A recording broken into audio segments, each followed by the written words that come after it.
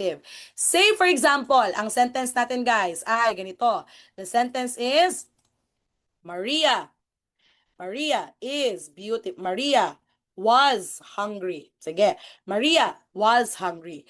So, ang ating verb dito na si was, malalaman mo talaga na linking verb siya pag ang kasunod niya ay ang word na hungry na isang adjective. So, ang rule dito, pag linking verb, dapat ang kasunod niya ay anong part of speech? Adjective. Okay? Adjective. So, guys, in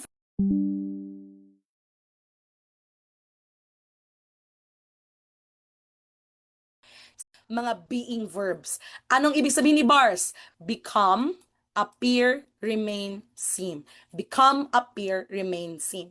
So say for example, ma'am, paano ba natin malalaman kung linking verb ba talaga ang isang isang verb, ma'am? Kagaya ni look, smell, feel, taste, sound, and become, appear, remain, seem. Dapat i-check mo yung sentence. Tingnan mo yung kasunod niya na word. Say for example, we have two sentences here. Si number 1, blue, at number 2, pink. Ang dalawang sentence, may verb sila na pareho. Si tastes, no? Si tastes ang kanilang verb. Ang number 1, ang sentence, the food tastes good. Habang ang number 2, he tastes the food. Again ha, dapat tingnan mo ang kasunod ng verb. In this example, between 1 and number 2, saan ba dyan si tastes ay isang linking verb? I-type daw guys, is it 1 or 2? Again ha, pag linking verb, dapat ang kasunod niya ay isang adjective. Adjective ang dapat niyang kasunod. So saan man dyan na sentence between 1 or 2, ang kasunod niya ay isang adjective. Saan kaya dyan si tastes ay isang linking verb? Sige, I'm waiting for your comments. Sige, di ba? So pag malaman mo yung pattern guys, madali na lang siya. Tingnan mo diretsyo yung kasunod ni taste. In this case, ang kasunod ni taste dito ay si good. Ang kasunod naman sa pink ni taste, guys, ay si food. Ang tanong, si good, adjective ba yan? Yes. Si food, adjective ba yan? No. So, absolutely, ang tamang sagot natin dito, kapag saan daw na sentence si taste ay linking verb, that is si sentence 1. Okay, sentence 1. So, ma'am, paano ba namin ito i-check, ma'am? Para maging sure talaga kami. Para maging sure kayo, guys, i-replace nyo yung ating tinatawag na verb dyan ng isang actual na linking verb. Yung sa am, is, are, was verb. Para maging check ka talaga, maging sure ka talaga. Say, for example, si tastes na dalawa, i-replace natin siya ng is. The food is good and he is the food. Agoy. The food is good and he is the food. Okay guys, tingnan natin. Nagbago ba ang sentence number 2? Naging adjective ba ang kasunod niya or hindi? Hindi pa rin. So absolutely, ang point lang nito guys is para ma-check talaga natin kung si taste linking verb ba. In this case, pinalitan natin ng linking verb, hindi naman nagbago itong si the food, noun pa rin siya, hindi siya naging adjective. Therefore, absolutely, si number 1 dyan, siya lang po ang linking verb, habang si number 2, siya po ay isang action verb. Okay? So, he is the food, sana all pagkaon. Di ba? So, that is ang rule, guys, pag linking verb. Do not complicate, again, pag linking verb. Ano yung kasunod niya? Complement or adjective. Again, ano ang kasunod niya? Linking verb. Anong kasunod ni linking verb? Complement or adjective. Okay? So, imagine, he is the food. So, nagbago na ang meaning, pero yung food, hindi naman siya naging adjective, noun pa rin siya. So, di ba, kainin mo ba siya? Agoy, wag mo siyang kainin.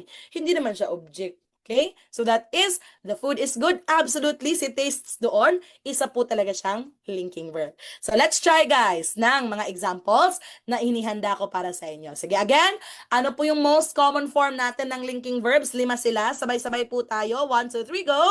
Am, is, are, was, were. Mga Justin B verbs. Laban tayo, guys. Pag other LV forms naman natin, yung sensory, 5 din. Ano yung sensory 5? Look, smell, feel, taste, sound, at si bars, become, appear, remain, seem. So again ha, you don't have to memorize everything. You just have to make sure na tingnan mo yung kasunod ng isang verb. Pag ang kasunod ng isang verb ay isang adjective, ano siya? Linking verb. Say for example, let's try. Number 1, sentence number 1 and sentence number 2. Hanapin nyo guys, saan sa sentence 1 at sentence 2, si look dyan ay isa pong linking verb. Sige. Sige. Saan dyan? Between sentence 1 and sentence 2, si look ay isang linking verb. Again, dapat tingnan yung kasunod. Ang kasunod dapat adjective. Sige. Saan man dyan ang kasunod?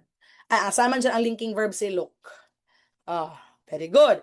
Tama. Very good, guys. Ang sentence na ang kasunod po ay adjective. Therefore, linking verb si look. Ang tamang sagot is sentence number 1. Very good.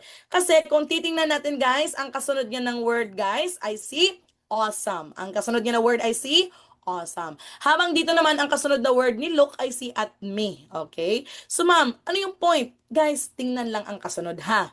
So, para maging sure ka talaga, i-replace mo siya ng isang tunay na linking verb. Nagbago ba dito si sentence number 2? Si at me naging adjective ba? Hindi. So, ibig sabihin, absolutely si look, hindi po siya linking verb, isa po siyang action verb. Okay. Try naman natin, guys. Si number 3 at si number 4. Piliin niyo dyan, saan ba na sentence between the two of them ang isang linking verb. Piliin niyo dyan, saan ba ang linking verb. Anong sentence? Sentence 1 or sentence 2? Piliin niyo, guys. Mag-analyze. Okay. Sige, piliin. Alright. Alright. Very good. Sige, very good. Dapat ha, piliin nyo 3 or 4, guys.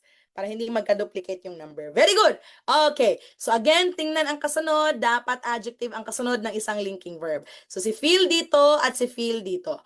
Ang feel dito, ang kasunod niya ay hand. Ang feel dito ay kasunod niya ay lonely. Ano kaya ang tamang sagot? Okay. Very good. Ang bilis magsagot, guys. The correct answer is si number 4. And ma'am, how do we make sure, ma'am, na tama kami? Sige, replace pa rin natin ang ating sentence dito na I feel her hand, palitan natin ng am. Ang I feel lonely dito, palitan natin si feel ng am. So si I am her hand, agoy. I am her hand. Si her hand, naging adjective ba?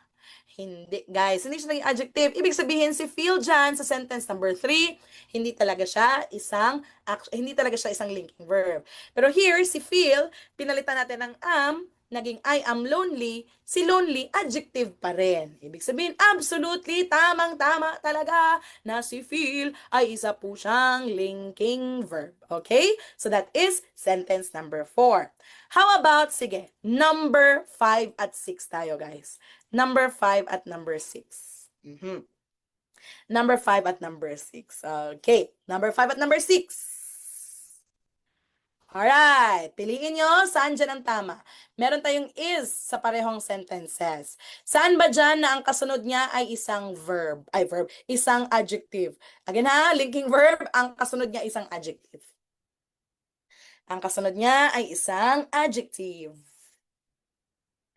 Alright, saan ba dyan ang kasunod niya adjective? Wala nang iba, that is si, sentence number 6. Kasi yung fine, guys, that is si adjective. Habang si is dito sa sentence 5, ang kasunod niya ay doing.